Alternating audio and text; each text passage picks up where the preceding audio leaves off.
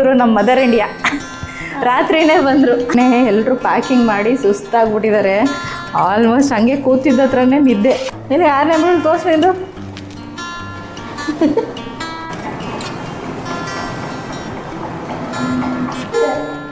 Full ಅಲ್ಲಿ ಮುದ್ದೆ ಇದ್ರ ಹತ್ರ ಬಾಗ್ಲ ಹತ್ರ ಎಷ್ಟು ಬೇಗ ಕಣ್ಣು ಮುಚ್ಚಿ ಕಣ್ಣು ತೆಗೆದ್ರೊಳಗೆ ಹೋಗ್ಬಿಡ್ತು. ಪ್ಯಾಕಿಂಗ್ ಆಲ್ಮೋಸ್ಟ್ ಮುಗೀತು, 90% ಆಯಿತು ಅಕ್ಕ ಅಂತ ಹೇಳ್ತಾ ಇದ್ದ ನನ್ನ ತಮ್ಮ. ತುಂಬ ಜನ ಲಾಸ್ಟ್ ಬ್ಲಾಗ್ ಹಾಕಿದ್ನಲ್ಲ, ಅವಾಗ ತುಂಬ ಜನ ಕೇಳಿದ್ರಿ ಮನೆ ರೆಂಟ್ ಎಷ್ಟು ಅಂತ ಹೇಳ್ಬಿಟ್ಟು. Hello friends, welcome back to my channel Vani Pradeep Kumar. ಎಲ್ಲರೂ ಹೇಗಿದ್ದೀರಾ? ಎಲ್ಲರೂ ಹ್ಯಾಪಿಯಾಗಿ ಹೆಲ್ತಿಯಾಗಿದ್ದೀರಾ ಅಂತ ಅಂದ್ಕೊಳ್ತೀನಿ.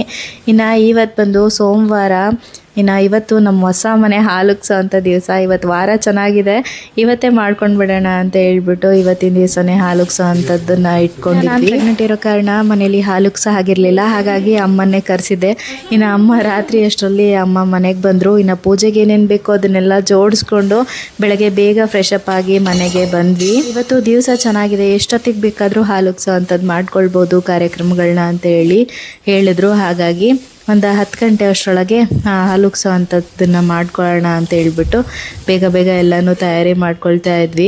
ಪ್ಯಾಕರ್ಸು ಮತ್ತು ಮೂವರ್ಸ್ ಆಲ್ರೆಡಿ ಮನೆಗೆ ಬಂದಿದ್ದರು. ನಮ್ಮ ಪಕ್ಕದ ಮನೆಯವರು ಮನೆ ಖಾಲಿ ಮಾಡ್ತಿದ್ರಿಂದ ಅವರೂ ಅವ್ರಿಗೆ ಹೇಳಿದ್ರಂತೆ. ಹಾಗಾಗಿ ಬೇಗ ಬೇಗ ನಮ್ಮ ಮನೆಗೆ ತಂದು ಇಟ್ಕೊಟ್ಬಿಟ್ಟು ಅದಾದಮೇಲೆ ಅವ್ರು ತೊಗೊಂಡು ಹೋಗಬೇಕು ಅಂತ ಹೇಳ್ಬಿಟ್ಟು ಅಂತ ಇದ್ರು. ಹಾಗಾಗಿ ನನ್ನ ತಮ್ಮ ಅಲ್ಲೇ ಉಳ್ಕೊಂಡು ಇನ್ನೆಲ್ಲ ಪ್ಯಾಕ್ ಮಾಡಿಸೋದಕ್ಕೆ ರೆಡಿ ಮಾಡ್ಕೊಳ್ತಾ ಇದ್ದ. ಇವರು ನಮ್ಮ ಮದರ್ ಇಂಡಿಯಾ ರಾತ್ರಿನೇ ಬಂದರು.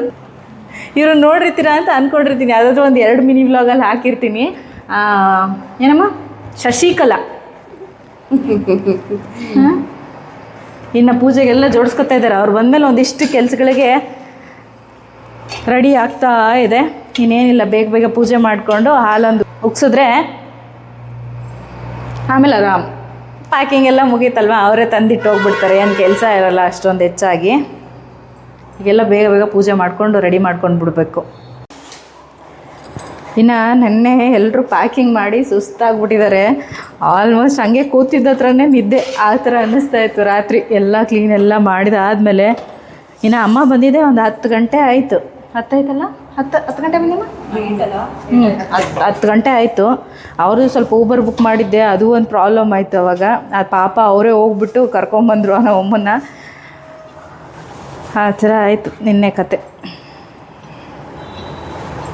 ದೀಪಕ್ಕೆಲ್ಲ ಬತ್ತಿ ಜೋಡಿಸಿಟ್ಕೊಂಬಂದಿದ್ದೀನಿ. ನಮ್ಮಮ್ಮ ಎಲ್ಲ ತೆಗೆದ್ಬಿಟ್ಟು ಮತ್ತೆ ಹೊಸ್ದಾಗಿ ಇಡೋಕ್ಕೆ ಎಲ್ಲ ಐತಿ.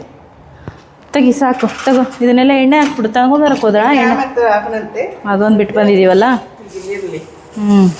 ಇನ್ನು ಇದಕ್ಕೆಲ್ಲ ನೀರು ಹಾಕ್ಬಿಟ್ರೆ ಹಾಳಾಗ್ಬಿಡುತ್ತೆ. ನಾನು ಒಂದು ಹಂಗೆ ಹಾಳು ಮಾಡ್ಕೊಂಡ್ಬಿಟ್ಟೆ. ಹಿಂಗೆ ಚಿಕ್ಕ ಚಿಕ್ಕದಾಗಿ ಹಿಂಗೆ ಇಟ್ಕೊಳಕ್ಕೆ ಬರುತ್ತಷ್ಟೆ, ಚೆನ್ನಾಗಿ ಕಾಣಿಸುತ್ತೆ.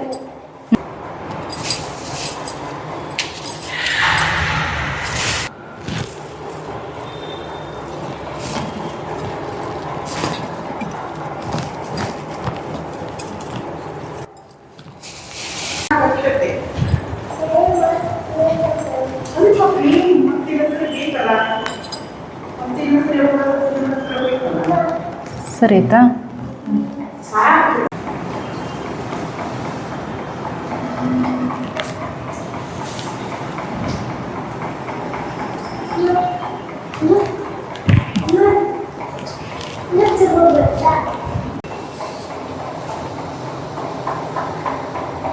ಗೌರಿ ಹಾಕ್ತಾಳೆ ಕೊಡಮ್ಮ.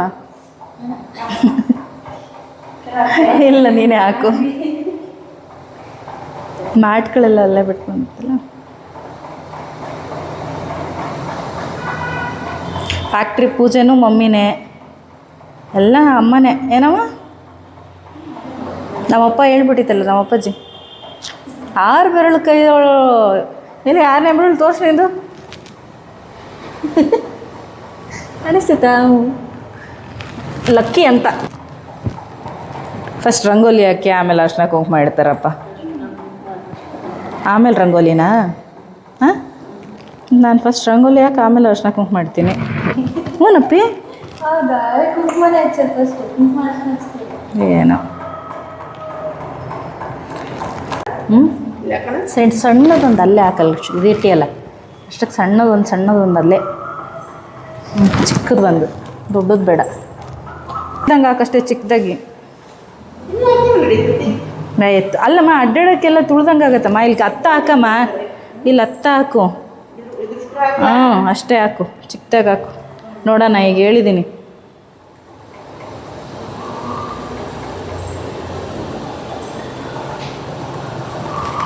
ಬಿಡತ್ಲಾಕಿ ನಮ್ಮ ಖುಷಿಗೆ ಹೇಳಿದ್ರು ಹಾಕ್ಬಿಡೋದು ಲೈನ್ ರಂಗೋಲಿ ನಿಮಗೆ ಈ ರಂಗೋಲಿ ಬರೋಲ್ಲ ಅನ್ಸುತ್ತೆ ನೋಡಿ ಕಲ್ತ್ಕೊಳ್ಳಿ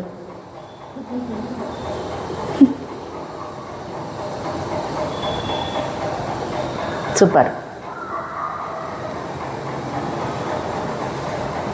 ನಮ್ಮಮ್ಮ ಕಾಡೋದು ಅಂದರೆ ನಮಗೆ ತುಂಬ ಇಷ್ಟ ಏನಾದರೂ ಒಂದು ಸರಿ ಮಾತಾಡ್ತಾನೆ ಇರ್ತೀವಿ ನಮ್ಮಮ್ಮನ ಜೊತೆ ಆ ಥರ ಇರುತ್ತೆ ಇನ್ನು ಅಮ್ಮ ಪೂಜೆಗೆಲ್ಲನೂ ರೆಡಿ ಮಾಡಿಕೊಂಡ್ರು ಇನ್ನು ಒಲೆ ಮುಂದೆನೂ ನೀಟಾಗಿ ಒಂದು ರಂಗೋಲಿ ಬಿಡಿಸ್ಬಿಡೋಣ ಲಕ್ಷ್ಮಿ ರಂಗೋಲಿ ಅಂತ ಹೇಳ್ಬಿಟ್ಟು ಬಿಡಿಸ್ತಾ ಇದ್ರು ಅದರಿಂದ ನನಗೆ ಪೂಜೆ ಎಲ್ಲ ಇರಲಿಲ್ಲ ಅವರೇ ಎಲ್ಲನೂ ರೆಡಿ ಮಾಡ್ಕೊಳ್ತಾ ಇದ್ರು ಇನ್ನು ಒಳಗಡೆ ಪೂಜೆಗೆ ಏನೇನು ಬೇಕು ಅದನ್ನೆಲ್ಲ ಮಾಡಿಕೊಂಡು ದೀಪ ಹಚ್ಕೊಂಡು ಅದಾದಮೇಲೆ ಗಂಗೆ ತೊಗೊಂಡು ಬರೋಣ ಅಂತ ಹೇಳ್ಬಿಟ್ಟು ಆಚೆ ಕಡೆಗೆ ಹೋಗಬೇಕಿತ್ತು ಇನ್ನು ಮನೇಲಿ ಪೂಜೆ ಮಾಡಿಕೊಂಡು ಇನ್ನು ಮನೆ ಹೊರಗಿಂದ ಗಂಗೆ ತೊಗೊಂಡು ಬಂದು ಇನ್ನು ಮನೆ ತುಂಬಿಸ್ಕೋಬೇಕು ಕಡೆ ಒಬ್ಬೊಬ್ಬರು ಒಂದೊಂಥರ ಸಂಪ್ರದಾಯಗಳನ್ನ ಫಾಲೋ ಮಾಡ್ತಾರೆ ಒಬ್ಬರು ಮನೆಯಲ್ಲೇ ಹಾಗೆ ಬಾಗಿಲೆಲ್ಲ ಒರೆಸ್ಕೊಂಡು ದೇವ್ರ ಫೋಟೋ ಇಟ್ಕೊಂಡು ಹಾಗೆ ತೊಗೊಂಡು ಹೋಗ್ತಾರೆ ಮನೆ ಒಳಗಡೆ ಇನ್ನು ಕೆಲವೊಬ್ಬೊಬ್ರು ಗಂಗೆನ ತುಂಬಿಕೊಂಡು ತೊಗೊಂಡು ಹೋಗ್ತಾರೆ ಕೆಲವೊಂದು ಕಡೆ ಒಂದೊಂದು ಥರ ಇರುತ್ತೆ ನಾವು ಈ ಥರ ಹೊರಗಡೆ ಈ ಥರ ಎಲ್ಲಾದರೂ ನಲ್ಲಿದ್ರೆ ಹೊರಗಡೆನೆ ಗಂಗೆನ ತುಂಬಿಸ್ಕೊಂಡು ಹೊರಗಡೆಯಿಂದನೇ ಪೂಜೆ ಮಾಡಿಕೊಂಡು ಇನ್ನು ಒಳಗಡೆ ಕರ್ಕೊಳ್ಳೋ ಹಳ್ಳಿಲಾಗಿದ್ರೆ ಅಥವಾ ಊರಲ್ಲಿ ನಮ್ಮೂರಲ್ಲಿ ಆಗಿದ್ದಿದ್ರೆ ಎಲ್ಲರೂ ಸೇರ್ಕೊಂಡು ಬಿಡ್ತಿದ್ವಿ ಯಾವುದಾದ್ರೂ ಒಂದು ಚಿಕ್ಕ ಪುಟ್ಟ ಫಂಕ್ಷನ್ಸ್ ಅಂತ ಅಂದ್ರೂ ಎಲ್ಲ ಸೇರ್ಕೊಂಡ್ಬಿಡ್ತಿದ್ವಿ ಇಲ್ಲಿ ಸ್ವಲ್ಪ ದೂರ ಇರೋದ್ರಿಂದ ಅಷ್ಟು ಹೆಚ್ಚಾಗಿ ಈ ಕಡೆಗೆ ಬರೋದು ಎಲ್ಲರೂ ತುಂಬ ಕಡಿಮೆ ಇಲ್ಲಿ ತುಂಬ ಲಿಮಿಟೆಡ್ ಪೀಪಲ್ಸ್ ಇರೋದು ನಮಗೆ ರಿಲೇಟಿವ್ಸ್ ಅಂತ ಹೇಳ್ಬಿಟ್ಟು ದೂರದಲ್ಲೇ ಇರೋದ್ರಿಂದ ಅವ್ರಿಗೂ ಆಗಿರಲ್ಲ ವೀಕೆಂಡ್ಸಲ್ಲಾದರೆ ಒಂದು ಮನ್ಸು ಮಾಡ್ತಾರೆ ವೀಕ್ ಡೇಸಲ್ಲೆಲ್ಲ ಕೆಲ್ಸಗಳೇ ಅವ್ರದ್ದೇ ಕೆಲ್ಸಗಳಾಗಿರುತ್ತೆ ಹಾಗಾಗಿ ಫಂಕ್ಷನ್ ಅಂದರೆ ಮನೆ ತುಂಬ ಚೆನ್ನಾಗಿದ್ರೆ ಚೆನ್ನಾಗಂತ ಅನಿಸುತ್ತೆ ನಮಗೇನೋ ಹಾಗೇನೆ ಸದ್ಯಕ್ಕಂತೂ ನಮ್ಮಮ್ಮ ನನ್ನ ತಮ್ಮ ನನ್ನ ಕಜಿನ್ ಗೌರಿ ಎಲ್ಲರೂ ಇದ್ವಿ ಸೊ ಹಾಗಾಗಿ ಅದು ಒಂದು ಚೆನ್ನಾಗಾಯಿತು ಇಲ್ಲ ನಾನು ಒಬ್ಬಳೇ ಅಂತ ಆಗಿದ್ದಿದ್ರೆ ಆಗ್ತಾನೆ ಇರಲಿಲ್ಲ ಎಷ್ಟೆಲ್ಲ ಮಾಡ್ಕೊಳ್ಳೋದಕ್ಕೆ ನನಗೆ ಸುಸ್ತನ್ನೋ ಥರ ಆಗ್ಬಿಡೋದು ಮುಂಚೆಗೆ 5 ಮಂತ್ಸ್ವರೆಗೂ ಒಂಥರ ಇರುತ್ತೆ ಅದಾದಮೇಲೆ ಸ್ವಲ್ಪ ಅನ್ಸುತ್ತೆ ಸ್ವಲ್ಪ ಕಷ್ಟ ಅಂತ ಅನಿಸುತ್ತೆ ಮಾಡೋಕ್ಕಾಗಲ್ಲ ಸುಸ್ತಾಗ್ಬಿಡುತ್ತೆ ಸ್ವಲ್ಪ ಓಡಾಡೋ ಅಷ್ಟರೊಳಗೆ ಸುಸ್ತಾಗ್ಬಿಡುತ್ತೆ ಅದು ನಾನು ಸೀರೆ ಏನಾದರೂ ಹಾಕ್ಕೊಂಡ್ಬಿಡ್ತೀನಿ ಅಂತ ಹೇಳಿದ್ರೆ ನನಗೆ ಓಡಾಡೋದಕ್ಕೆ ಆಗಲ್ಲ ಆ ಥರ ಅನ್ಸ್ಬಿಡುತ್ತೆ ಇರಲ್ವಲ್ಲ ತುಂಬ ಕಡಿಮೆ ಹಾಕ್ಕೊಳ್ಳೋದು ಆ ರೀತಿಯಾಗಿ ಹಾಕ್ಕೊಂಡು ಇರೋರು ಇರ್ತಾರೆ ನಮ್ಮ ಅದನ್ನ ಹೇಳ್ತಾ ಇರ್ತೀನಿ ನೀವು ಸೀರೆ ಹಾಕ್ಕೊಂಡು ಯಾವಾಗಲೂ ಹೇಗಿರ್ತೀರಾ ಅಂತ ಹೇಳ್ಬಿಟ್ಟು ನಮಗಲ್ಲೇ ಅಭ್ಯಾಸ ಬಿಡಮ್ಮ ಅಂತ ಹೇಳ್ತಾ ಇರ್ತಾರೆ ಇನ್ನು ಪೂಜೆ ಎಲ್ಲ ಮಾಡಿಕೊಂಡು ಇನ್ನು ಒಬ್ರಿಗೊಬ್ರು ಕುಂಕುಮ ತಗೊಂಡು ಇನ್ನು ದೇವ್ರ ಪೂಜೆನೆಲ್ಲ ಮಾಡಿ ಗಂಗಮ್ಮನ ರೆಡಿ ಮಾಡಿದ್ದಾಯಿತು ಇನ್ನೇನಿದ್ರು ಮನೆ ತುಂಬಿಸ್ಕೊಳ್ಳೋ ಅಂಥದ್ದು ಅಲ್ಲೇ ಎಲ್ಲರೂ ಒಂದ್ಸಲ ಪ್ರದಕ್ಷಿಣೆ ಹಾಕಿ ಇನ್ನು ದೇವರಿಗೆಲ್ಲ ನಮಸ್ಕಾರ ಮಾಡಿ ಅದಾದಮೇಲೆ ಮನೆ ತುಂಬಿಸ್ಕೋಬೇಕು ಮದುವೆ ಆಗೋವರೆಗೂ ಈ ಥರದ್ದೆಲ್ಲ ನನಗೆ ಏನು ಗೊತ್ತೇ ಇರಲಿಲ್ಲ ಯಾಕೆಂದರೆ ಅಮ್ಮನೇ ಎಲ್ಲ ಮಾಡ್ಕೊಂಡು ಬಿಡೋರು ನಾನು ಸ್ವಲ್ಪ ಜೋಡಿಸ್ಕೊಡೋ ಅಂಥದ್ದು ಆ ಥರದ್ದು ಏನಾದರೂ ಮಾಡ್ತಿದ್ದೆ ಹೊರತು ಮನೇಲಿ ಫಂಕ್ಷನ್ ಇದ್ದಾಗ ಈ ಥರದ್ದೆಲ್ಲ ನನ್ನ ಕೈ ಆಗ್ತಾನೆ ಇರಲಿಲ್ಲ ಈಗ ಸ್ವಲ್ಪ ಜವಾಬ್ದಾರಿ ಹೆಚ್ಚಾಗಿರೋದ್ರಿಂದ ನಾವೇ ಎಲ್ಲನೂ ಮಾಡ್ಕೊಳ್ಬೇಕಾಗತ್ತೆ ಹಾಗಾಗಿ ಎಲ್ಲನೂ ಸ್ವಲ್ಪ ನಾನು ಕಲ್ತ್ಕೊಂಡಿದ್ದೀನಿ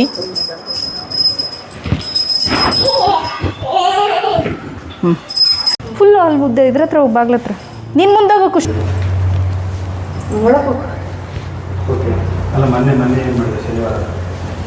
ಸರಿ ಮಾಮನ ಪೂಜೆ ಇನ್ನೊಂಚೂರು ಪೂಜೆ ಮಾಡ್ಬಾರ ನೀವು ದೀಪ ಇದು ಒಂದೆರಡು ಹಚ್ಬೇಕಿತ್ತು ಒಳಗೆ ನಿಂತ್ಕೊ ಇದು ದೀಪ ಹಚ್ಚಿರಿ ಒಂಚೂರು ಪಟ್ನ ಕೊಡ್ರಿ ಪೂಜೆ ಮಾಡ್ಬೇಕು ಇವಾಗ ಖುಷಿ ಗಾಳಿಗೆ ಅದು ಗಂಟೆ ತಪ್ಪಿ ಖುಷು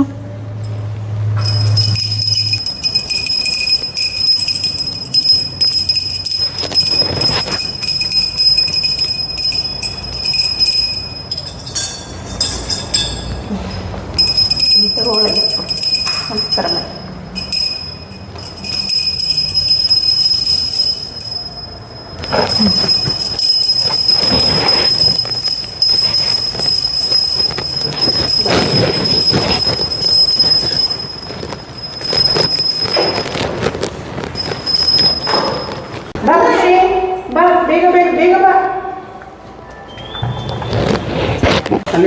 ನಾನು ಎತ್ಕೊಂಡು ಬಿಡು ಅದ್ರಾಗ ಹಾಕಿ ಇದಿತ್ತಲ್ಲ ಅಲ್ಲ ಸ್ವಲ್ಪ ವಾಣಿ ಅದ ವಾಣಿ ಅಲ್ಲ. ಓ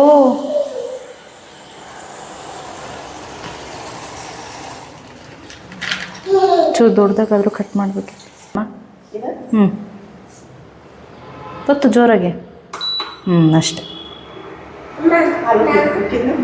ಹ್ಞೂ ಬಾ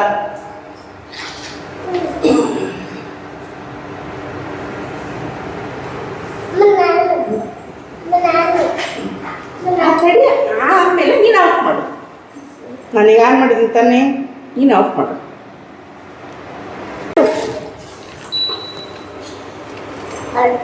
ಆಯ್ತು ಫ್ರೀ ಆಫ್ ಮಾಡು ಆಫ್ ಮಾಡು.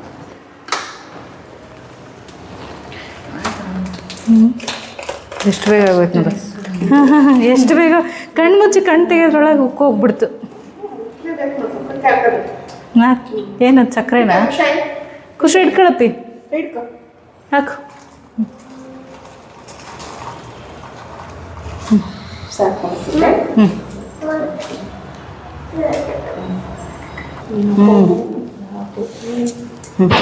ಇವು ಬಿಡ್ಗಪ್ಪ.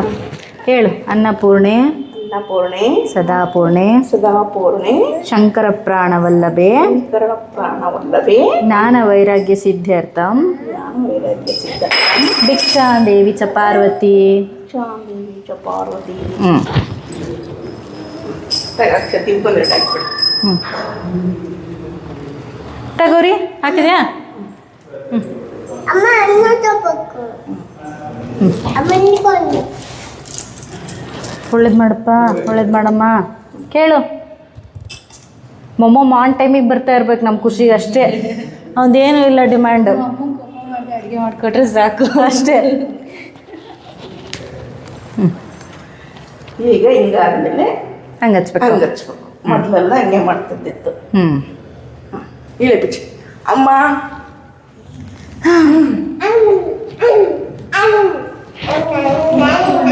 ಇನ್ನು ಹಾಲು ಉಗ್ಸೋವಂಥ ಕಾರ್ಯಕ್ರಮ ತುಂಬಾ ಚೆನ್ನಾಗಾಯಿತು. ಆ ಕಡೆ ನೋಡಿ ಈ ಕಡೆ ನೋಡೋ ಅಷ್ಟರೊಳಗೆ ಹಾಲು ಚೆನ್ನಾಗಿ ಉಕ್ಕೋಗ್ಬಿಡ್ತು. ಇನ್ನು ಹಾಲಿಗೆ ಸ್ವಲ್ಪ ಸಕ್ಕರೆ ಹಾಕ್ಬಿಟ್ಟು ಇನ್ನು ಮನೆಯವರೆಲ್ಲನೂ ಸ್ವಲ್ಪ ಅದನ್ನೇ ಕುಡಿಬೇಕು. ಹಾಗಾಗಿ ಒಂದು ಕಪ್ಪಿಗೆ ಹಾಕ್ಬಿಟ್ಟು ಹಾಲನ್ನ ಕೊಡ್ತಾ ಇದ್ದೆ. ತಗೊಳ್ಳಿ ಬಾಸ್, ತಗೊಳ್ಳಿ ಬಾಸ್, ನಿನಗೆ ತಗೋ, ಸುಡುತ್ತೆ. ಹ್ಞೂ ಹಾಕಿದ್ದೆ. ಹ್ಞೂ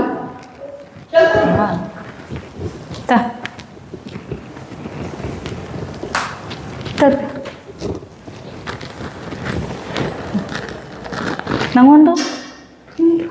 ಇನ್ನು ತಿಂಡಿಗೆ ಮನೆಯಿಂದ ಏನು ಮಾಡ್ಕೊಂಡು ಬರೋದು, ಬೆಳಗ್ಗೆ ಬೇಗ ಬಂದಿದ್ದರಿಂದ ಆಚೆ ಕಡೆಯಿಂದನೇ ತೊಗೊಂಡು ಬರ್ತೀನಿ ಅಂತ ಹೇಳಿದರು ನನ್ನ ಹಸ್ಬೆಂಡ್. ಬೇಗ ಬಂದು ಪೂಜೆ ಒಂದು ಮುಗಿಸ್ಕೊಂಡು ಬಿಡಿ, ನಾನು ಆಚೆಯಿಂದನೇ ತಿಂಡಿ ತೊಗೊಂಡು ಬರ್ತೀನಿ ಅಂತ ಹೇಳಿದರು. ಇನ್ನೇನು ಆಚೆ ಕಡೆಗೆ ಹೋಗಲಿಲ್ಲ, ಅವ್ರಿಗೂ ಪೂಜೆ ಕೆಲಸ ಇತ್ತಲ್ವ, ಹಾಗಾಗಿ ಝೊಮ್ಯಾಟೋದಲ್ಲೇ ಆರ್ಡರ್ ಮಾಡಿದರು. ಇನ್ನು ದೋಸೆ, ಹಾಗೆ ಮಸಾಲ ದೋಸೆ, ನೀರು ದೋಸೆ, ಇಡ್ಲಿ, ಪಲಾವ್ ಇದನ್ನೆಲ್ಲನೂ ತರಿಸಿದ್ರು. ಎಲ್ಲರೂ ಕೂತ್ಕೊಂಡು ಒಂದೇ ಕಡೆ ತಿಂಡಿ ಎಲ್ಲ ತಿಂದ್ಕೊಂಡು ಅದಾದಮೇಲೆ ಹೊರಗಡೆ ನೋಡೋಣ ಅಂತ ಹೇಳ್ಬಿಟ್ಟು ಅಮ್ಮನ ಹೊರಗಡೆ ಕರ್ಕೊಂಡು ಹೋದ್ವಿ. ಅಮ್ಮ ಅದನ್ನೇ ಹೇಳ್ತಾಯಿದ್ರು, ಹೊರಗಡೆಗೆಲ್ಲ ನಮ್ಮ ಹಳ್ಳಿ ನೋಡ್ದಂಗೆ ಇದೆ, ಏನು ಒಂಥರ ಬೇರೆ ಕಡೆಗೆ ಇದ್ದೀವಿ ಅನ್ನೋ ಥರ ಫೀಲ್ ಆಗಲ್ಲ ಅಂತ ಹೇಳ್ಬಿಟ್ಟು. ಮೇಲ್ಗಡೆಯಿಂದ ನೋಡಿದ್ರೆ ಇನ್ನೂ ತುಂಬ ಚೆನ್ನಾಗಿ ಕಾಣಿಸುತ್ತೆ ಮನೆಯಲ್ಲಿ ವ್ಯೂ. ಪಕ್ಕದಲ್ಲಿ ಹಲಸಿನ ಮರ ಇದೆ, ಹುತ್ತ ಇದೆ, ಆಮೇಲೆ ತೆಂಗಿನ ಮರಗಳಿವೆ, ಆ ಥರ ಎಲ್ಲ ಇದೆ. ಮೇಲ್ಗಡೆ ಮನೆ ಇನ್ನೂ ಚೆನ್ನಾಗಿದೆ, ಅಲ್ಲಿಗೆ ಹೋಗೋಣ ಅಂತ ಇದ್ರು ನನ್ನ ಹಸ್ಬೆಂಡ್. ಇವತ್ತು ಇನ್ನೊಬ್ಬರು ಮನೆ ನೋಡೋಕೆ ಬಂದಿದ್ರು, ಮೇಲ್ಗಡೆ ಮನೆ ತೋರಿಸೋದಕ್ಕೆ ಅಂತ ಹೇಳಿ ಹೋಗಿದ್ರು. ನಮ್ಮ ಹತ್ರನೇ ಇದ್ವಲ್ಲ ಕೀಗಳೆಲ್ಲ, ಹಾಗಾಗಿ ಅವರು ಅದನ್ನೇ ಹೇಳ್ತಾಯಿದ್ರು, ಮೇಲ್ಗಡೆಗೆ ಹೋಗೋಣ ಅಂತ. ಇಲ್ಲಪ್ಪ, ನನಗಂತೂ ಹತ್ತೋದಕ್ಕೆ ಇಳಿಯೋದಕ್ಕೆ ಆಗಲ್ಲ, ಮೇಲ್ಗಡೆ ಮನೆ ಬೇಡ, ಕೆಳಗಡೆದೇ ಚೆನ್ನಾಗಿದೆ ಜಾಗ ಅಂತ ಹೇಳ್ತಾ ಇದ್ದೆ.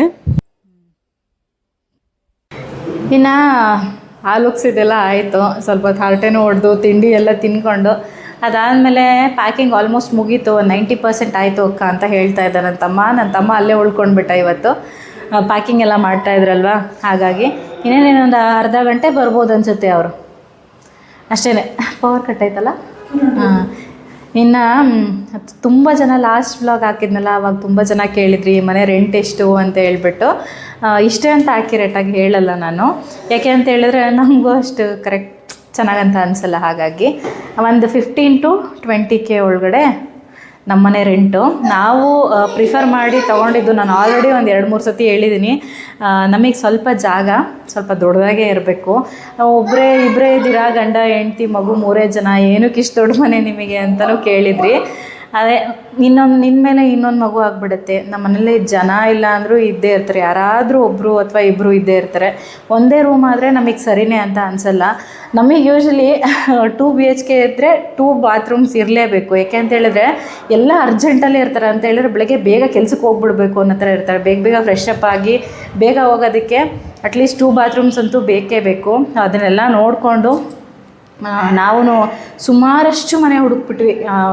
ಆಲ್ಮೋಸ್ಟ್ ಒಂದು 2 ವೀಕ್ಸಿಂದ ಬೆಳಗ್ಗೆ ರಾತ್ರಿ ಅಂತಲೇ ಕೆಲಸ ಇಲ್ಲದೆ ಇರುವಾಗೆಲ್ಲ ಹುಡುಕಿದ್ದೆ ಮನೆಗಳು. ನೋ ಬ್ರೋಕರಲ್ಲಿ ಆಗಿರ್ಬೋದು, ಔಟ್ಸೈಡ್ ಆಗಿರ್ಬೋದು, ಎಲ್ಲ ಕಡೆ ಹುಡುಕಿ ಫೈನಲಿ ಈ ಮನೆನ ಫೈನಲ್ ಮಾಡಿದ್ದು. ಕೆಳಗಡೆ ಹೆಂಗೂ ನಾವು ಫಸ್ಟ್ ಫ್ಲೋರ್ ಏನಾದರೂ ನೋಡೋಣ ಅಂತ ಅಂದ್ಕೊಂಡಿದ್ವಿ. ಹಿಂಗೆ ಬೇರೆ ಇದೆ ಅಲ್ವಾ, ಬೇಡ ಹತ್ತೋದು ಇಳಿಯೋದು ಕೆಲಸನೇ ಬೇಡ. ನೆಕ್ಸ್ಟ್ ಏನಾದರೂ ಮುಂದೆ ಸಿಸರಿನ್ ಆಯಿತು ಅಂತ ಹೇಳಿದ್ರೆ ಹತ್ತೋದಕ್ಕೆ ಇಳಿಯೋದಕ್ಕೆ ಕಷ್ಟ ಆಗಬಾರ್ದು. ಹಾಗಾಗಿ ಕೆಳಗಡೆನೇ ನೋಡಿಬಿಟ್ರೆ ಬೆಟರ್ ಅಂತ ಹೇಳ್ಬಿಟ್ಟು ಇದನ್ನು ಫೈನಲ್ ಮಾಡಿದ್ದು. ಅದೇ ರೆಂಟ್ ಕೇಳಿದ್ರಲ್ವ, ಅದೇ 15 to 20K ಒಳಗಡೆ ಈ ರೆಂಟು. ನಮಗಂತೂ ಅಫೋರ್ಡೆಬಲ್ ಪ್ರೈಸಲ್ಲಿ ತುಂಬ ಚೆನ್ನಾಗಿರೋ ಮನೆ ಸಿಕ್ತು. ತುಂಬ ಜನ ಅದನ್ನೇ ಕೇಳಿದ್ರು, ಒಳ್ಳೆ ಮನೆ ಹುಡುಕಿದ್ದೀರಾ ಅಂತ ಹೇಳ್ಬಿಟ್ಟು, ಚೆನ್ನಾಗಿದೆ, ಸ್ಪೇಷಿಯಸ್ ಆಗಿದೆ ಅಂತ ಹೇಳ್ಬಿಟ್ಟು. ಸೊ ಇನ್ನೇನು ಬಂದಮೇಲೆ ಅವರು ಪ್ಯಾಕಿಂಗ್ ಎಲ್ಲ ಸ್ಟಾರ್ಟ್ ಮಾಡ್ಕೊಂಡು ಬಿಡ್ತಾರೆ. ಅನ್ಪ್ಯಾಕ್ ಮಾಡಿ ಇಟ್ಬಿಟ್ಟು ಹೋಗ್ತಾರೆ. ಲಾಸ್ಟ್ ಟೈಮು ಕಾಟನ್ ಬಾಕ್ಸ್ಗಳನ್ನೆಲ್ಲ ತೊಗೊಂಡು ಬಂದಿದ್ರಲ್ವ, ಅವರೆಲ್ಲ ಹಾಗೆ ಇಟ್ಬಿಟ್ಟು ಹೋಗಿದ್ರು. ಕಾಟನ್ ಬಾಕ್ಸ್ ಜೊತೆನೇ ಇಟ್ಬಿಟ್ಟು ಹೋಗಿದ್ರು. ಇವರೇನೋ ಬೇರೆ ಬಾಕ್ಸ್ಗಳು ಅಂದರೆ ಕಂಟೈನರ್ಗಳು ತೊಗೊಂಬಂದಿದ್ದಾರೆ. ಅವನ್ನೆಲ್ಲ ತೊಗೊಂಡ್ಬಂದು ಹಿಂಗೆ ಸುರಿದ್ಬಿಟ್ಟು ಹೋಗ್ತಾರಂತೆ. ನಾವು ನಿನ್ನೆ ಮಾಡಿದ್ದು ಗೌರಿ ಎಲ್ಲ ಪ್ಯಾಕ್ ಮಾಡಿದ್ದು ಒಳ್ಳೇದಾಯಿತು. ಹೌದು, ಇಲ್ಲ ಅಂತ ಹೇಳಿದಿದ್ರೆ ಬಾಕ್ಸ್ಗಳು ಕಿಚನಲ್ಲಿ ಇಟ್ಟಿರೋ ಅಂಥದ್ದು ಎಲ್ಲ ಒಂದು ಕಡೆ ಸುರಿದು ಹೋಗ್ಬಿಟ್ಟಿದ್ದಿದ್ರೆ ಅದು ಅಂದರೆ ಒಂದು ಕಾಟನ್ ಬಾಕ್ಸಿಗೆ ಅಂತೇಳಿ ಇಷ್ಟು ಅಂತ ಚಾರ್ಜ್ ಮಾಡ್ತಾರಂತೆ. ಸೊ ಹಾಗಾಗಿ ನಾವು ಲಾಸ್ಟ್ ಟೈಮ್ ಹಿಂದಿ ಹುಡುಗರು ಕರೆಸಿದ್ವಿ. ಅವರೆಲ್ಲ ಪಾಪ ಬಾಕ್ಸ್ ಎಲ್ಲ ಹೆಂಗೆ ಪ್ಯಾಕ್ ಮಾಡಿದ್ರು ಹಂಗೆ ತೊಗೊಂಡು ಬಂದು ಬಾಕ್ಸ್ ಜೊತೆನೇ ಇಟ್ಟು ಹೋಗ್ಬಿಟ್ಟಿದ್ರು. ಇವರು ಪ್ಲಾಸ್ಟಿಕ್ ಕಂಟೈನರ್ ಬರುತ್ತೆ ತೋರಿಸ್ತಾರೆ, ಆ ಥರದ ಕಂಟೈನರ್ ತೊಗೊಂಡು ಬಂದಿದ್ದಾರೆ. ಅವರೆಲ್ಲ ತೊಗೊಂಡು ಬರೋದು ಸುರಿದ್ಬಿಟ್ಟು ಮತ್ತೆ ಹೊರಟೋಗೋದು, ಆ ಥರ ಮಾಡ್ತಾರೆ.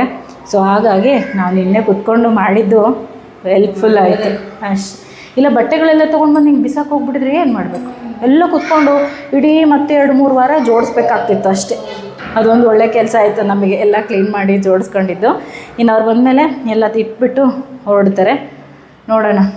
ಹಾಲೆಲ್ಲ ಉಗ್ಸಿ ಸ್ವಲ್ಪ ಹೊತ್ತು ವೇಟ್ ಮಾಡಿದ್ದಷ್ಟೇ. ಅಷ್ಟರೊಳಗೆ ಎಲ್ಲ ಪ್ಯಾಕ್ ಮಾಡಿಕೊಂಡು ತೊಗೊಂಡು ಬಂದು ಇಡ್ತಾಯಿದ್ರು. TV ಮತ್ತು ಫ್ರಿಜ್ಗಳನ್ನೆಲ್ಲ ಅವ್ರದ್ದೇ ಅಂತ ವ್ರ್ಯಾಪ್ ಮಾಡಿಕೊಂಡು ಬಟ್ಟೆಲೆಲ್ಲ ತೊಗೊಂಡು ಬಂದು ಸೇಫಾಗಿ ಮನೇಲಿ ಇಡ್ತಾಯಿದ್ರು. ಗಿಡಗಳಿಗೆಲ್ಲ ಒಳ್ಳೆ ಜಾಗ ಆಯಿತು ಅಂತಲೇ ಹೇಳ್ಬೋದು. ಅಲ್ಲಿ ಸ್ವಲ್ಪ ಚಿಕ್ಕ ಜಾಗ ಇತ್ತು, ಹಾಗಾಗಿ ಗಿಡಗಳು ಸರಿಯಾಗಿ ಇಡಿಸ್ತಾ ಇರಲಿಲ್ಲ. ಇವಾಗ ಚೆನ್ನಾಗಿ ಜಾಗ ಆಯಿತು ಅಂತ ಹೇಳ್ಬೋದು.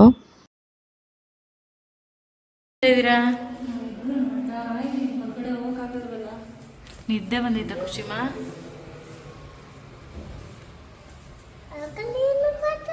ಅಂಕಲ್ ಏನು ಮಾಡ್ತಿದ್ದಾರೆ ನೋಡು. ಬಂದೆ ಇಲ್ಲಿ ನೋಡ್ರಿ. ಅಲ್ಲ ಖುಷಿ, ಮಾಮನ ಏನಕ್ಕೆ ಕರೆದೆ ನೀನು? ಕರಿ ಇಲ್ಲಿ ಮಾಮ ಈ ಅಂತೆ. ಅದಾ ಏನು ಖುಷಿ?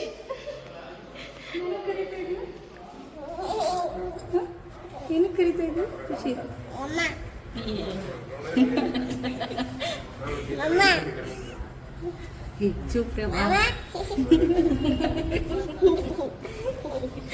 ಕರೆದ್ಬಿಟ್ಟು ನಗದೇನಕ್ಕೋ ನೀನು ಖುಷಿ?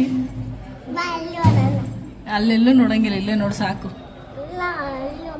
ಇನ್ನೂ ಬಾಕ್ಸ್ ಒಳಗೆ ಹಾಕೊಂಡು ಹೋಗ್ತಾರೆ ತಡಿ. ಇಷ್ಟೇ ನಮ್ಮ ಮನೇಲಿ ಸಾಮಾನು ಇಡಿಸಿರೋದು, ಒಂದರಲ್ಲಿ ಇಡಿಸಿ ಹೋಗ್ಬಿಟ್ಟೈತ. ಚೆನ್ನಾಗಿ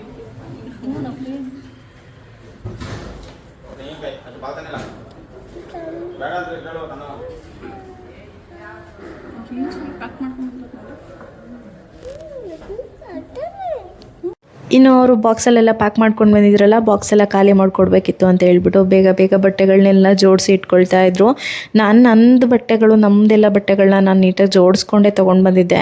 ನನ್ನ ಹಸ್ಬೆಂಡಿಗೆ ಐರನ್ ಆಗಿರೋಂಥ ಶರ್ಟ್ಗಳು ಪ್ಯಾಂಟ್ಗಳು ಮಾತ್ರನೇ ನಾನು ಬಿಟ್ಟಿದ್ದು, ಅದೇನು ಪ್ಯಾಕ್ ಮಾಡಬೇಡ, ಅವ್ರು ಪ್ಯಾಕ್ ಮಾಡ್ಕೊಂಡು ಬರ್ತಾರೆ ಬಿಡು ಅಂತ ಹೇಳಿದರು. ಹಾಗಾಗಿ ಸಾಮಾನುಗಳನ್ನೆಲ್ಲ ಪಾಪ ಅವರೇ ಎಲ್ಲ ಇಳಿಸ್ಕೊಟ್ಟು ನಾವು ಹೇಳಿದಂಥ ಜಾಗಕ್ಕೆ ಇಟ್ಕೊಟ್ಟು ಹೋದರು. ಇವತ್ತಿನ ದಿವಸನೇ ಎಲ್ಲನೂ ಕ್ಲೀನಾಗಿ ಇಟ್ಕೊಂಡು ಬಿಡೋಣ ಜೋಡಿಸ್ಬಿಟ್ಟು ಅಂತ ಹೇಳ್ಬಿಟ್ಟು ಎಲ್ಲನೂ ಕ್ಲೀನ್ ಮಾಡಿ ಜೋಡಿಸಿ ಇಟ್ಕೊಂಡಿದ್ದಾಯಿತು.